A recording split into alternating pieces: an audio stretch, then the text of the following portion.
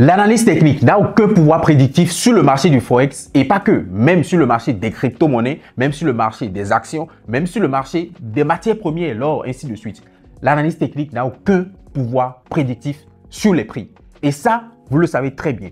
Si ce n'était pas le cas, pourquoi beaucoup de traders ont abandonné le marché du Forex et qui sont allés se retrouver sur le marché des indices synthétiques?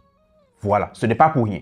La même analyse technique qu'ils pratiquaient sur le marché du Forex, à une époque, et je le dis souvent, à une époque, l'analyse technique seule suffisait sur le marché du Forex. Mais à notre époque actuelle, et ça, c'est valable depuis déjà 3 ans en arrière, à partir d'une certaine époque, l'analyse technique seule ne suffisait plus. Sinon, moi, je n'avais aucune connaissance en analyse fondamentale quand j'ai débuté en trading. Je faisais que de l'analyse technique et j'avais quand même des résultats. Je connaissais beaucoup de traders aussi qui tradaient l'analyse technique, l'analyse graphique sur le Forex. Ils avaient des résultats. Mais à partir de certains moments, donc il y a de cela quelques 2 ou 3 ans, le marché du Forex a complètement changé. Le marché du Forex est devenu un marché où, sans analyse fondamentale, tu ne peux jamais arriver à faire de belles performances sur ce marché-là. Et ça, ce n'est pas seulement moi qui le dis. Il y a beaucoup de mes collègues traders qui l'ont dit aussi sur les réseaux sociaux. Donc ça, j'espère que vous avez capté. Donc la même analyse technique qu'ils pratiquent sur le marché du Forex depuis 2-3 ans, ça ne donnait pas vraiment des résultats.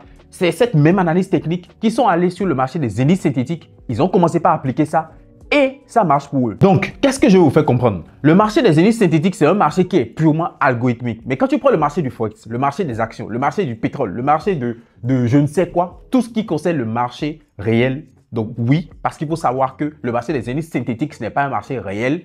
Mais quand tu prends le marché du Forex, c'est un marché réel. Quand tu prends le marché des actions, des matières premières, c'est des trucs réels. Quand on parle du devis, c'est réel.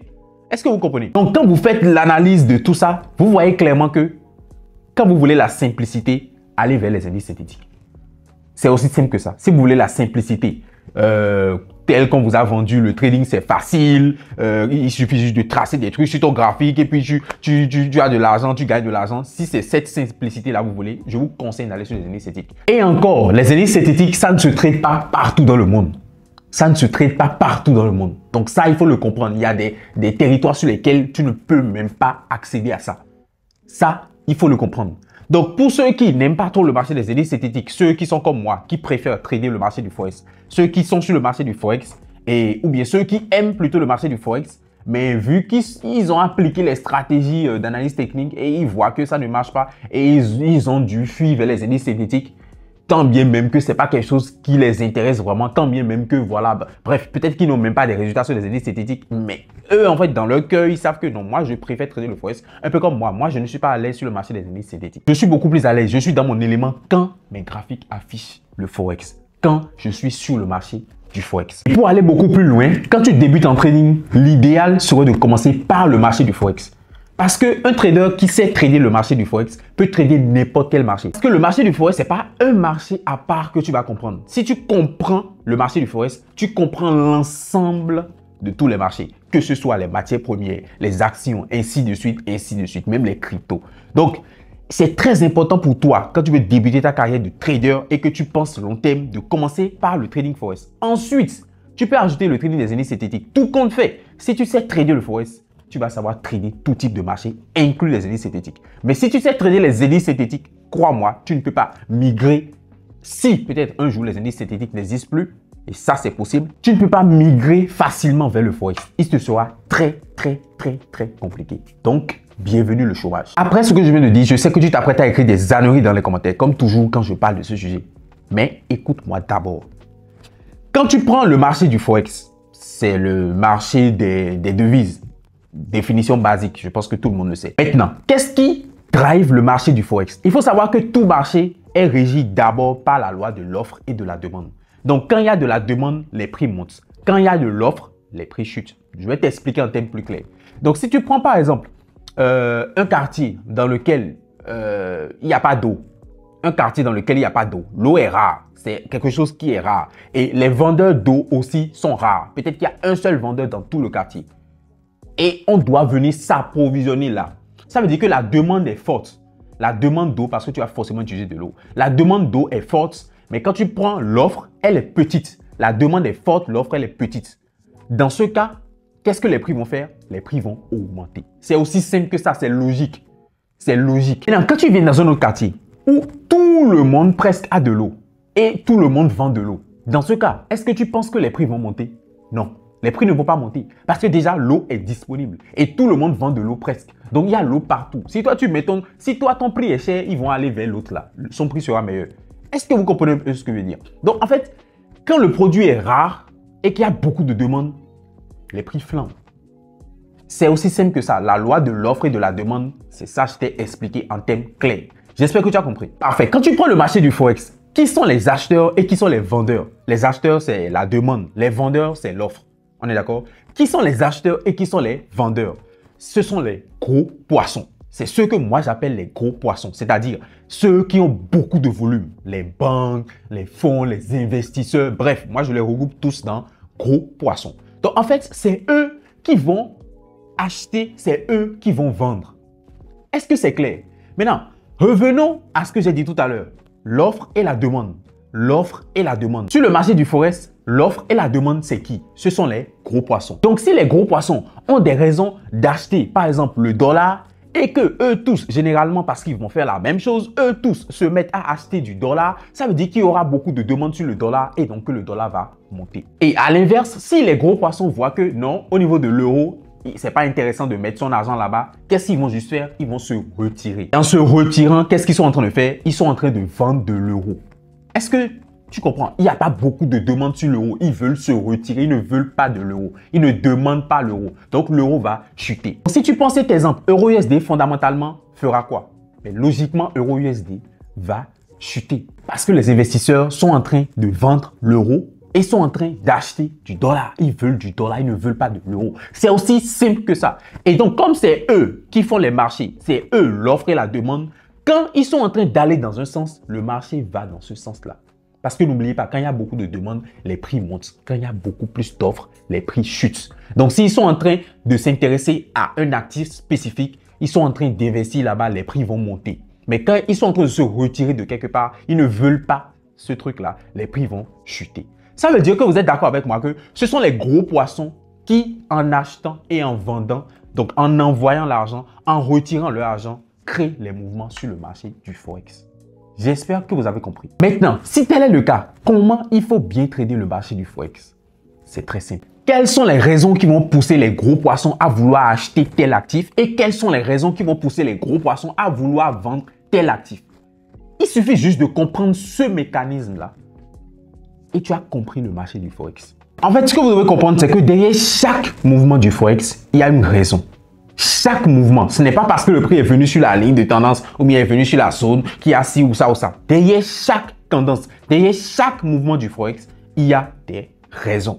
Pas seulement le Forex, crypto, ainsi de suite. Il y a des raisons, des vraies raisons. Et d'ailleurs, ces investisseurs-là, ces gros poissons-là, vous pensez que c'est en se basant sur une ligne de tendance qu'ils vont acheter ou vendre? Réfléchissez.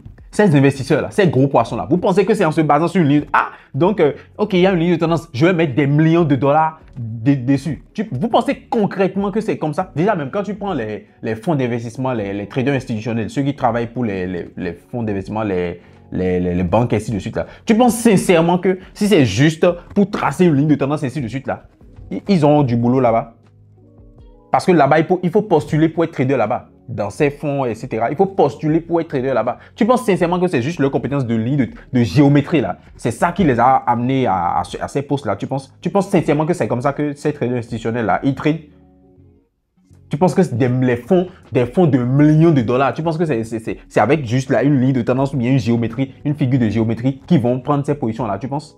Ou bien tu penses sincèrement que ces investisseurs, ces gros poissons, ces banques-là, ils vont se dire, ah, il y a une zone ici, donc on va mettre... Tu penses sincèrement que c'est comme ça qu'ils achètent et qu'ils vendent? Non. C'est en se basant sur de vraies raisons. C'est en se basant sur la data, c'est en se basant sur l'économie, c'est en se basant sur les politiques monétaires, c'est en se basant sur l'analyse fondamentale. Et c'est ça, l'analyse fondamentale. Les vraies raisons derrière l'offre et la demande. C'est aussi simple que ça.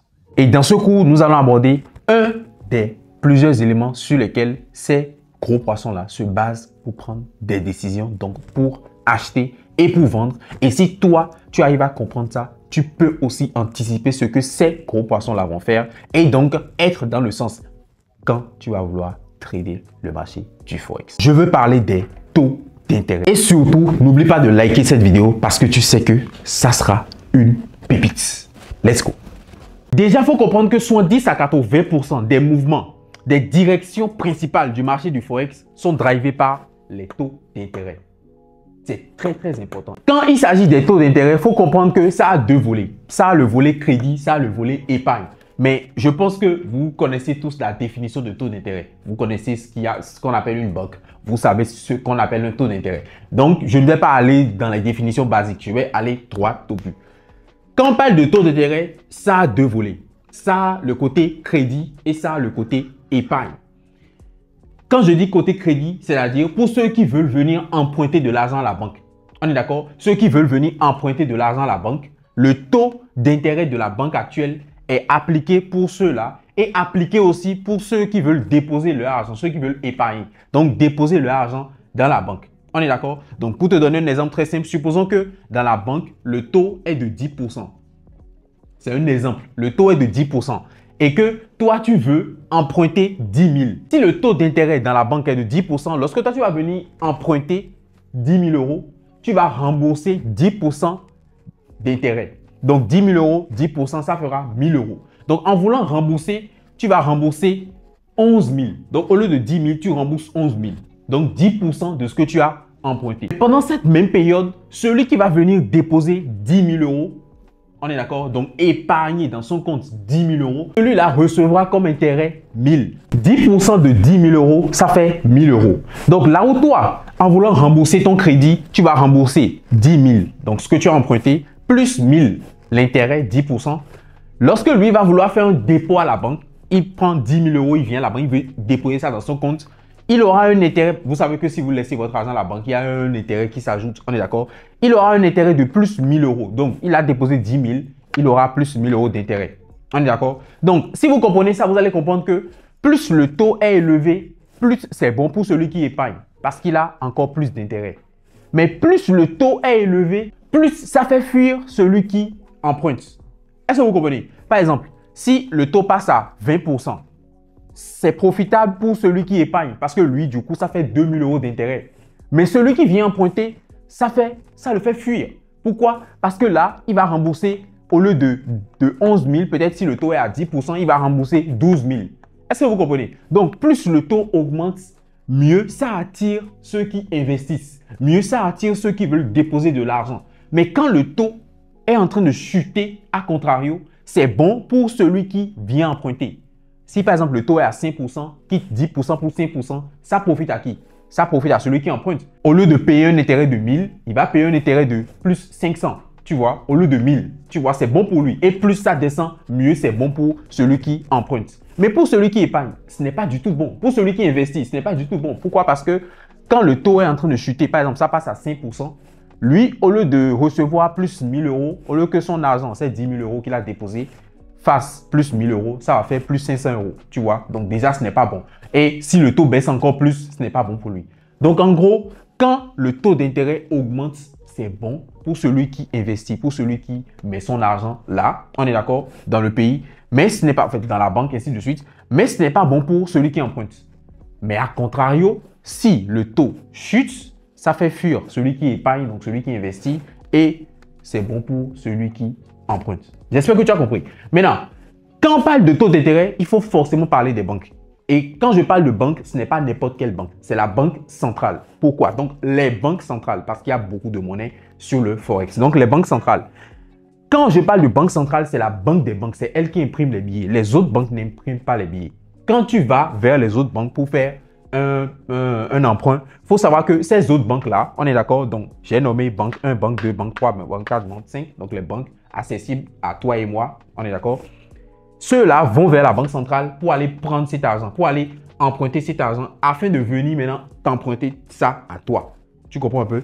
Donc, c'est comme ça que ça se passe. Donc, le taux que sera appliqué dans ces banques-là va dépendre de la banque centrale. Si la banque centrale augmente ses taux, ça veut dire que ceux-là, ils doivent suivre. Si la banque centrale diminue ses taux, ceux-là, ils suivent. Parce que tout compte fait, ceux-là vont s'approvisionner au niveau de la banque centrale. Ça veut dire qu'on va mettre notre focus sur la banque centrale. Toutes les autres banques, on s'en fout complètement. les banques centrales, c'est sur ça qu'on va mettre notre focus. Et quand on parle de banque centrale, il y a au niveau des États-Unis, il y a la Federal Reserve. Au niveau de l'Europe, il y a la Banque centrale européenne. Au niveau de l'Angleterre, il y a la Bank of England. Au niveau du Japon, il y a la Bank of Japan, BOJ. Au niveau de l'Australie, il y a la Reserve Bank of Australia. Au niveau de la Nouvelle-Zélande, on a la Reserve Bank of New Zealand. Au niveau du Canada, on a la BOC, Bank of Canada. Au niveau de la Suisse, on a la Swiss National Bank. Donc, en fait, quand tu vois ces petits cœurs-là, quand tu vois ces sigles-là, il faut savoir que ça, c'est la Banque centrale européenne. Ça, c'est elle. Ça, c'est elle. Ça, c'est elle. C'est très important. On continue. Maintenant que tu as compris ça, revenons au fameux gros poisson. Je t'en avais parlé en début de cours. Donc, au niveau des gros poissons, comme tu le sais, lorsqu'il y a beaucoup de demandes sur un actif, les prix montent. Lorsqu'il y a beaucoup plus d'offres, les prix chutent. Donc, qu'est-ce qui va se passer? Comme j'ai dit, les taux d'intérêt, c'est un des éléments que ces gros poissons-là vont surveiller pour pouvoir déplacer leur argent, pour pouvoir acheter tel ou vendre tel. T'inquiète, tu vas comprendre. Au niveau des gros poissons, on va prendre un pays, donc les États-Unis, avec la devise USD. On est d'accord? Le dollar américain. Qu'est-ce qui va se passer? Lorsque les gros poissons vont remarquer que les taux d'intérêt sont en train d'être élevés, on est d'accord? Donc, la Banque centrale est dans une politique monétaire parce qu'il y a deux types de politique monétaire. Il y a la politique monétaire restrictive et la politique monétaire d'assouplissement. On est d'accord? La politique monétaire restrictive, c'est un peu comme on dit, la Banque centrale est hawkish. On est d'accord? La Banque centrale est hawkish. Donc, c'est-à-dire que la Banque centrale est en mode, on est dans l'optique d'augmenter les taux d'intérêt. C'est-à-dire, on est en train de regarder à augmenter les taux d'intérêt. Tu vois? C'est que la trajectoire des taux d'intérêt est à la hausse. C'est là qu'on parle de politique monétaire restrictive. Et la Banque centrale a des raisons de le faire. Elle ne le fait pas comme ça quand elle veut. Elle a des raisons de le faire. Et quand on parle de politique monétaire d'assouplissement, c'est quand la Banque centrale est plutôt en mode, elle est en train de regarder en bas au niveau des taux. C'est-à-dire qu'elle veut plutôt descendre les taux d'intérêt. C'est là on dit que la Banque centrale est dovish. Elle est dans une politique monétaire d'assouplissement. On est d'accord? Donc, en termes plus simples. Donc, quand la Banque centrale est en politique monétaire restrictive, donc quand elle est hawkish, elle est en mode on veut augmenter les taux, on veut augmenter les taux, on est d'accord? Qu'est-ce que les gros poissons voient? Ils voient, les taux d'intérêt veulent augmenter ou bien vont augmenter, vont continuer d'augmenter. Donc, qu'est-ce que ça veut dire? Ça veut simplement dire que c'est une opportunité de se faire de l'argent. On est d'accord? C'est aussi simple que ça. N'oubliez pas, les investisseurs, les gros poissons, ils sont là pour se faire de l'argent, pour fructifier leur argent. On est d'accord? Donc, qu'est-ce qu'ils vont faire? Ils vont envoyer de l'argent. Par exemple, si c'est les États-Unis qui sont en politique monétaire restrictive, c'est-à-dire qui sont hawkish, ils vont prendre l'argent, ils vont envoyer, et ils font tout généralement la même chose, ils vont envoyer l'argent vers les États-Unis. Donc, l'argent va venir vers les États-Unis. Et qu'est-ce qui va se passer?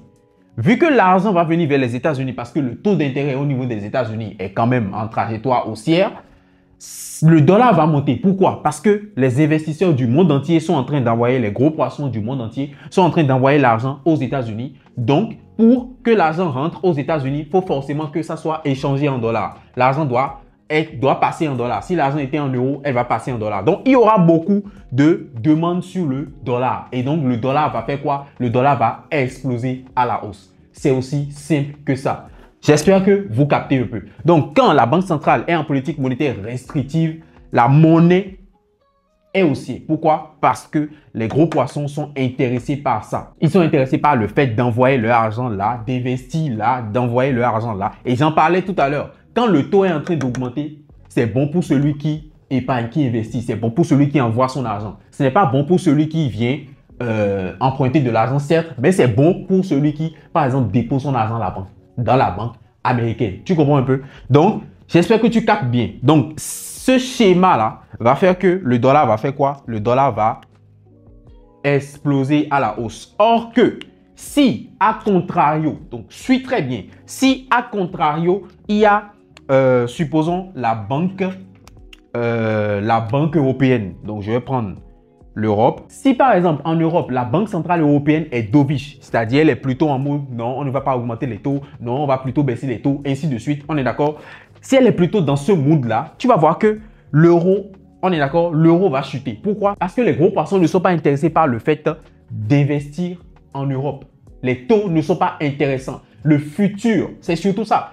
l'expectation, c'est-à-dire le futur au niveau des taux d'intérêt en Europe ne sont pas intéressants. La banque est plutôt, ce n'est pas une affaire de, ce que je suis en train de t'expliquer là, ce n'est pas une affaire de, ah, les taux au niveau des États-Unis sont à 5%, les taux au niveau de l'Europe sont à 4%. Ça veut dire que comme 4% et les taux ici sont à 4% et les taux ici sont à 5%, ça veut dire que les investisseurs vont plus investir aux États-Unis. Ce n'est pas ce que je suis en train de dire. Il faut bien comprendre, c'est l'expectation, c'est-à-dire, est-ce qu'ils sont toujours dans le mood de, ils veulent baisser les taux ou bien ils sont dans le mood de, on veut augmenter les taux. C'est que, ils vont, tu comprends un peu? Donc, si l'Europe est dans le mood de, non, nous on est plutôt dovish, qu'est-ce qui va se passer? Les investisseurs ne seront pas intéressés par l'euro, ils ne seront pas intéressés par le fait d'investir en Europe. Donc, ça ne va pas les intéresser. Tout simplement parce que là-bas, ce n'est pas attractif. On est d'accord? Donc, qu'est-ce qu'ils vont faire? Ils vont se retirer de l'Europe pour directement aller vers les... Donc, tu vois, c'est-à-dire, ils se retirent de l'Europe parce que là-bas, les taux ne sont pas intéressants. Ils sont plutôt dans le mood de...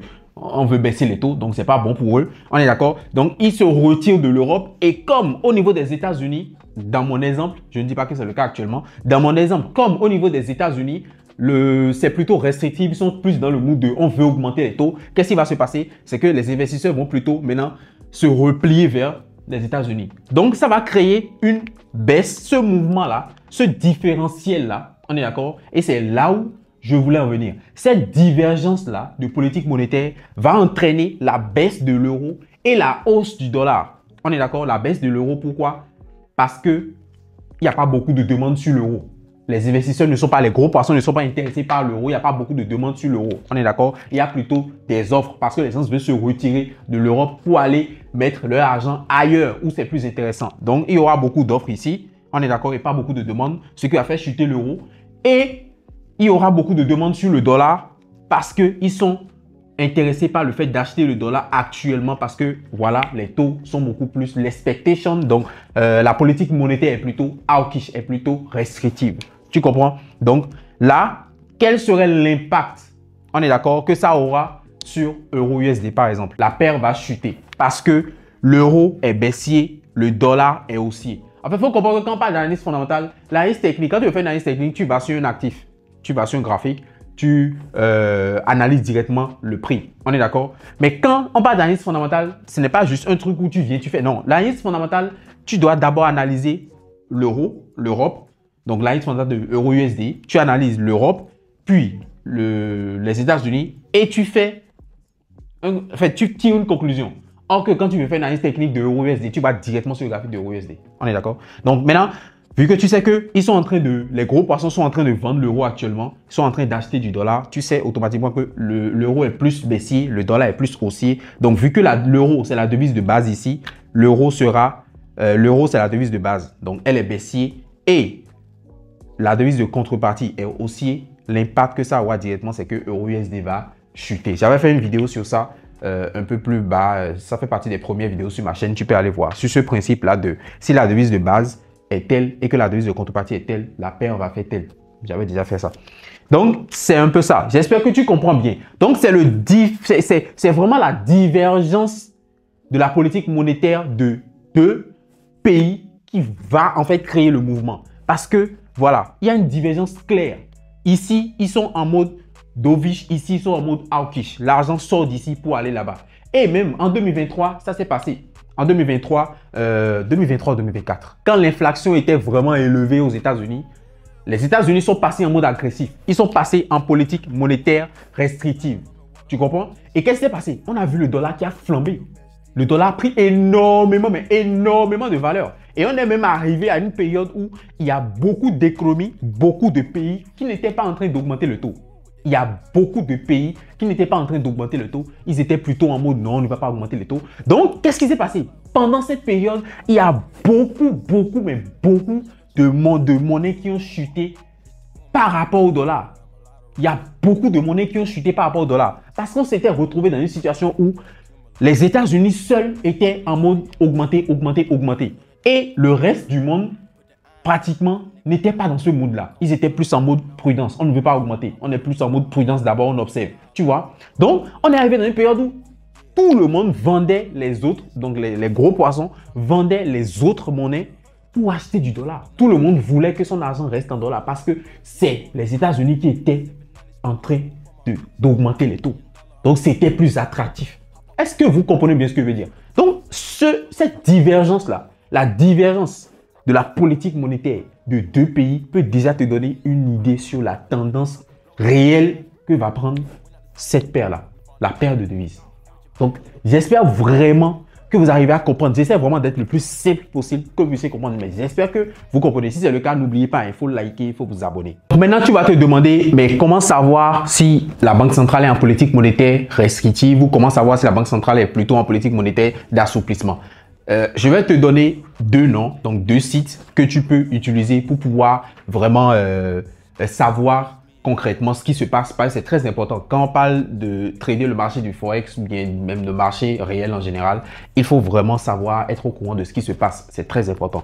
Et donc, le premier site que je peux te recommander déjà, c'est le calendrier économique. Forex Factory, on est d'accord? Forex Factory pour que tu puisses vérifier quand la Banque centrale veut parler de sa politique monétaire, est-ce qu'on veut augmenter les taux, ainsi de suite. Généralement, ça sort dans le calendrier, on est d'accord? Donc, tu peux voir ça directement sur le calendrier économique. Ensuite, si tu veux lire les discours des banques centrales, parce que tout ça, c'est des trucs qui comptent, tu vois. Si tu veux lire tout ça, et même si tu veux suivre directement l'actualité, donc pour faire plus simple, il y a Forex Live, du coup, qui est devenu Investing Live actuellement. C'était Forex Live, mais nous, ils ont changé de brand. Ils sont passés à Investing Live. Donc, c'est là que tu vas pouvoir suivre l'actualité, tout ce qui est banque centrale et autres. Tu vas suivre ça là directement et ça pourra te guider. Donc, déjà, j'aimerais que tu comprennes une chose. Quand on parle d'analyse fondamentale, c'est pas... Là, j'ai essayé de simplifier, que tu puisses bien comprendre cette partie-là. J'espère que dis-moi dans les commentaires, j'espère que j'ai vraiment atteint mon objectif. Mais il faut comprendre que quand on parle d'analyse fondamentale, c'est pas seulement ça. Ça prend en compte le sentiment du risque, ça prend en compte l'interconnexion entre les marchés, parce que oui, les marchés sont interconnectés entre eux. Ça prend en compte les annonces économiques aussi, tu vois. Il faut aller un peu plus en profondeur. Ce n'est pas seulement « Ah, ici, c'est sorti plus que prévu, donc tel non ». Quand on parle d'analyse fondamentale, c'est bien plus… Quand on parle d'annonce économique, c'est bien plus poussé que ça. Il y a le principe de price-in. Il y a quand même pas mal de choses. Et tu vois, là, tu vas tout de suite te dire « Ah, mais il y a tellement de choses dans ce truc-là, mais on ne m'apprend que la géométrie, tu vois. On t'apprend la géométrie parce que c'est beaucoup plus simple à vendre. Ils te disent que tu vas tracer juste des trucs et puis tu vas gagner de l'argent. Mais au final, est-ce que tu gagnes réellement de l'argent? Depuis longtemps, tu es en train de tracer des trucs sur le graphique. Est-ce que réellement tu es rentable? Est-ce que tu arrives à faire beaucoup d'argent? Non.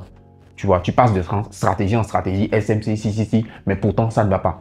Donc, si c'est sur le forex, je parle vraiment du forex. Je ne parle pas des indices synthétiques. Au niveau des indices synthétiques, il n'y a pas d'analyse fondamentale.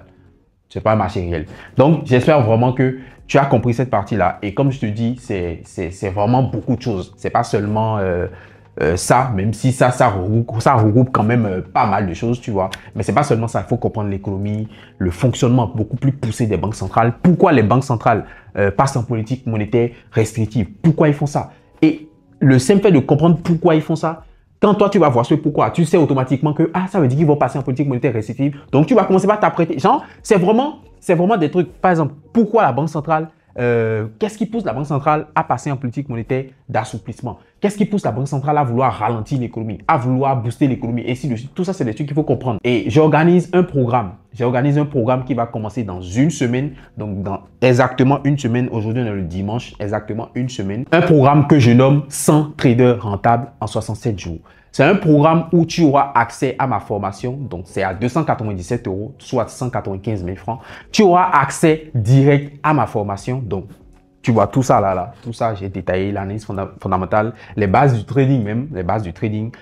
Qu'est-ce qu'il faut faire avant de se lancer dans le trading? L'analyse fondamentale, l'analyse technique, gestion de risque, tout, psychologie en trading. Mais j'ai une formation complète sur ça, on est d'accord? Et le programme que j'ai lancé là, ça va bien au-delà d'une formation. Ce n'est pas qu'une simple formation. Parce qu'il faut comprendre que beaucoup de personnes se font former, beaucoup de personnes prennent des formations, mais ils n'ont pas d'accompagnement. Et c'est ça qui fait qu'ils ne sont pas rentables. Le trading, c'est un domaine dans lequel tu es rentré, tu n'étais pas dedans depuis. Tu es rentré dedans, tu es venu, c'est nouveau pour toi, tu vois. Donc, il ne suffit pas juste d'une simple formation, de suivre une formation et puis genre, c'est tout. Il faut vraiment que quelqu'un t'accompagne, mais vraiment à fond, tu vois. Et c'est ce que j'offre dans ce programme 100 traders rentables en 67 jours. Je t'offre non seulement ma formation complète de A à Z sur ma plateforme, donc tu vas suivre ça pendant 7 jours. Et pendant les 60 jours restants, on sera en live. avec moi-même. Il n'y a pas un autre coach. Avec moi-même directement. Du lundi au vendredi pendant un mois. Donc, c'est comme école. Je suis derrière toi. Je vais te pousser. J'ai bien dit 100 traders rentables en 67 jours. Donc, en fait, j'en fais un challenge. Et j'espère que vous serez prêts à passer ce challenge avec moi. 100 traders rentables en 67 jours.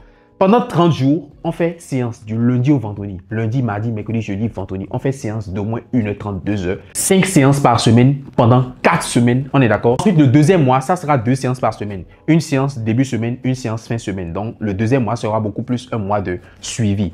Début semaine, on prépare les marchés ensemble, on est d'accord. Fin semaine, on fait le bilan, tu vois. Donc, c'est vraiment un suivi, vraiment un accompagnement à fond, quoi. Et ça, je le dis et je le répète, c'est moi. C'est avec moi-même. Il n'y a pas d'autre coach qui va gérer les séances. C'est moi-même. Donc, j'en fais un objectif personnel. C'est 100 traders rentables en 67 jours. Et que tu sois débutant, que tu sois trader, mais tu n'arrives pas à être rentable, c'est vraiment l'opportunité de l'année. C'est vraiment l'opportunité qu'il ne faut pas louper. Viens, nous allons relever ce challenge ensemble. Le lien pour t'inscrire est directement dans la description de cette vidéo. Dès que tu cliques dessus, tu vas voir, tu choisis ton pays, tu mets ton mail, ton nom et puis tu t'inscris directement. Si tu as des problèmes lors de ton inscription, écris-moi. Le lien pour me contacter est directement aussi dans la description de cette vidéo. Je ne vais pas simplement me contenter de parler. Je vais te montrer directement sur mon écran avec des faits concrets pour que tu puisses vraiment comprendre le fondement même de ce que je suis en train de t'apprendre là. Et il faut savoir que les articles datant de 2022, 2023 et ainsi de suite, je ne peux pas aller chercher ça exactement pour te montrer ça, tu vois. Même si, en fait, moi, je sais ce qui s'est passé, vu que j'ai vécu ça, j'ai tradé dedans, tu vois. Mais je veux vraiment que tu aies ça vraiment clairement noir sur blanc. Pas juste que je t'ai dit que, ah non, la Fédérale Réserve est passée en politique monétaire restrictive et ça a eu un impact. Non, je veux vraiment que tu vois directement toi-même, par toi-même, que ce que je dis là, c'est réel, tu vois. Donc, on se retrouve directement sur mon écran. J'ai utilisé ChatGPT directement pour savoir concrètement avec des dates précises parce qu'on aura besoin des dates pour que je puisse te montrer. On est d'accord? Et je vais utiliser USD JPY. Donc déjà, j'ai demandé à ChatGPT quoi? Je lui ai demandé, ok, le ton de hausse de taux de la banque, en fait, le ton de hausse de taux de la Banque centrale américaine concernant sa lutte précédente contre l'inflation s'est adouci vers quel mois de 2024? On est d'accord? Comme je vous l'ai dit, l'année dernière, 2024, ça a été vraiment une année où la Banque centrale, la Fédérale Réserve était vraiment hawkish. Donc, était vraiment en mode augmenter les taux, augmenter les taux. Donc, j'ai demandé à l'intelligence artificielle, à ChatGPT, quand est-ce que cette agressivité-là a commencé par s'adoucir. On est d'accord? ChatGPT nous dit que c'est à partir de juillet. Donc, la Fed a commencé à adoucir son ton de sa politique monétaire en juillet 2024. Donc, c'est à partir de juillet 2024 que vraiment le truc a commencé par... ils ont commencé par mettre un peu d'eau dans leur vin, quoi, tu vois. Et le virage vers un discours plus accommodant s'est produit fin juillet 2024. On est d'accord? Et en préparation d'une possible réduction de taux dès septembre 2024. Donc, déjà, tu vois, de juillet à septembre, déjà à partir de juillet, donc fin juillet, ça a commencé ils ont commencé, donc la Fédérale Réserve a commencé par mettre un peu d'eau dans son vin. Ensuite, j'ai demandé à ChatGPT, c'est de quelle période. Ce pourquoi je demande ça, c'est que pour être vraiment précis sur les dates, parce qu'on en aura besoin tout à l'heure dans TradingView pour que je puisse te montrer. Mais j'ai demandé à ChatGPT par la suite de quelle période à quelle période le ton est resté agressif. Donc, quand est-ce qu'ils ont commencé ce ton agressif là et de quelle période à quelle période, toi, tu vois. Le ton agressif de la Réserve fédérale a débuté mars 2022. Mars 2022. Et c'est maintenu jusqu'à mi-2024. Tu vois, mi-2024, c'est-à-dire juillet 2024 dont il parlait tout à l'heure, tu vois. Donc, de mars 2022 à mi-juillet 2024, avec une intensité particulièrement forte entre mars 2022 et juillet 2023. Donc, on va voir début de ton agressif mars 2022, phase la plus agressive. Mars 2022 à juillet 2023, du coup, on est d'accord. Ensuite, tonalité agressive mais stable, août 2023 à juin 2024, tu vois. Donc, pendant toute cette période-là, ils étaient vraiment en mode agressif, on est d'accord. Donc, disons de mars 2022 à juillet 2024, concrètement, tu vois, pour t'illustrer ça. J'ai ensuite demandé à ChatGPT que pendant cette période agressive là, pendant que la Fédérale Réserve était en mode genre chaud, qu'est-ce que la BOJ faisait de son côté? Et le ChatGPT me dit que la BOJ était plus en mode accommodante, tu vois, donc politique monétaire. Déjà, il faut savoir que la BOJ était en taux d'intérêt négatif, tu vois, donc ultra accommodante. Et voilà, donc en gros, la BOJ ne foutait rien, quoi. Pour résumer, la BOJ ne foutait rien du tout. Les taux étaient en négatif, tu vois, les taux étaient en négatif. Donc, si tu comprends bien ce que j'ai expliqué tout à l'heure, tu comprends que comment va penser les investisseurs. Est-ce que les investisseurs sont plus intéressés à l'idée de mettre leur argent au Japon ou bien aux États-Unis? Et là, je pense que tu comprends. Pendant cette période-là, les États-Unis étaient en train d'envoyer, d'augmenter les taux à fond. Et puis, au niveau du Japon, ce n'était pas le cas. Ils étaient même négatifs, tu vois. Donc, tu comprends que l'intérêt des investisseurs serait beaucoup plus au niveau du dollar que du yen. Donc, dans ce cas, automatiquement, on sait que le yen japonais serait plutôt baissier et le dollar serait plutôt haussier. Tu vois, la divergence de politique monétaire. Et ça, tu peux déjà te dire, ah ok, donc ça veut dire que je veux acheter du dollar et vendre le yen japonais. Ça veut dire que je veux acheter USDJPY, tu vois. Donc voilà une idée de trade. Il faut comprendre que sur un graphique, il y aura forcément des opportunités d'achat et des opportunités de vente. C'est clair. Là où toi, tu as ouvert ton graphique, tu es en train de faire ton analyse technique et tu veux acheter là. Il y a d'autres qui vont vouloir vendre. C'est comme ça. Mais c'est l'analyse fondamentale qui va vraiment te dire, ok, oublie l'opportunité de vente, concentre-toi sur l'opportunité d'achat. Parce que actuellement, les gros poissons sont en train d'acheter le dollar et de vendre le yen japonais, en quelque sorte. Donc, c'est ce qui s'est passé. Et là, on voit clairement que la BOJ ne foutait rien pendant la période d'agressivité de la Banque centrale des États-Unis. On est d'accord? Maintenant, j'ai demandé à ChatGPT, et depuis que la Fed s'est adoucie, comment est la Banque du Japon? Et là, comme tu peux le voir, depuis que la Fed s'est adoucie, donc en juillet 2024, la Banque du Japon est dans une phase d'amorce très progressive de resserrement. Mais elle reste extrêmement prudente. Mais déjà, il faut comprendre que avant, les taux étaient négatifs. Il faut savoir que la Banque centrale du Japon a augmenté ses taux. En fait, ils sont passés maintenant en taux d'intérêt neutre. Donc, ce n'était plus négatif, tu vois. Fin de taux négatif.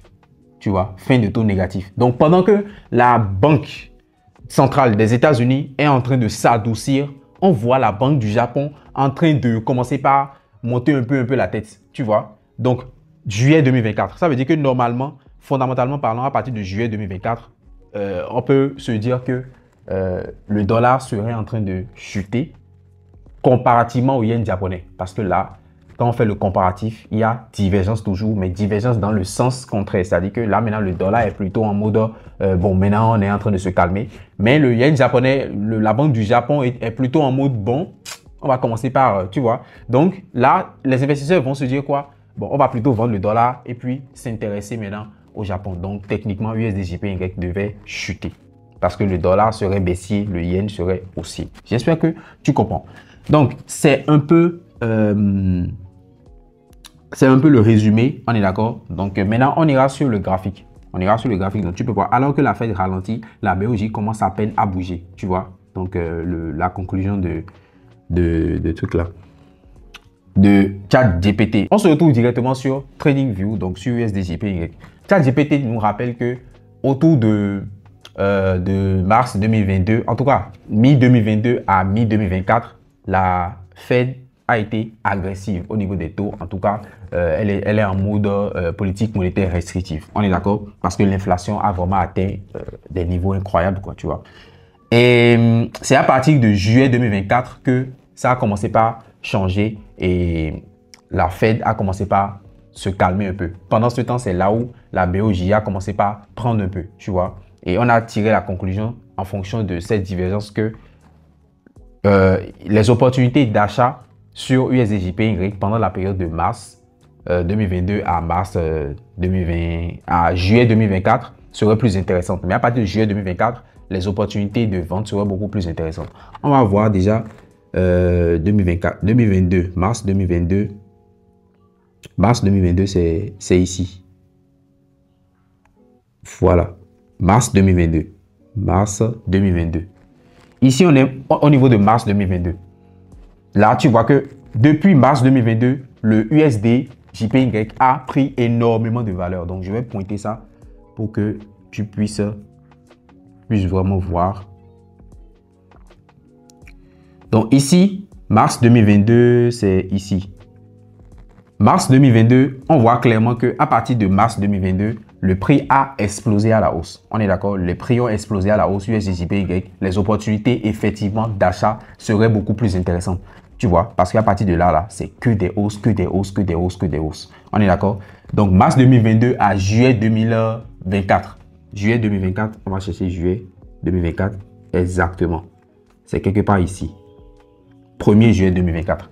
Donc, tu vois que depuis ici jusqu'à là, tu vois clairement que USD JPY a pris énormément, mais énormément de valeur. De là à là, tu vois.